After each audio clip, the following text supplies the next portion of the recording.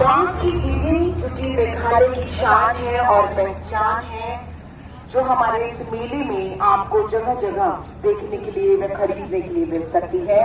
दोनों ही राज्य अपनी अपनी संस्कृति, अपनी अपनी सभ्यता, अपना अपना हस्तशिल्प लेकर आप लोगों के सामने उपस्थित हुए हैं। इसके अलावा सहभागी देश जो कि मिस्र यानी कि इजिप्ट है, इजिप्ट जो कि प्राचीन सभ्यता का घर है, पिरामिडों का देश है, पिरामिड ऑफ गीजा जो कि दुनिया के 7 आश्चर्य में गिना जाता है, वो मिस्र में मौजूद है।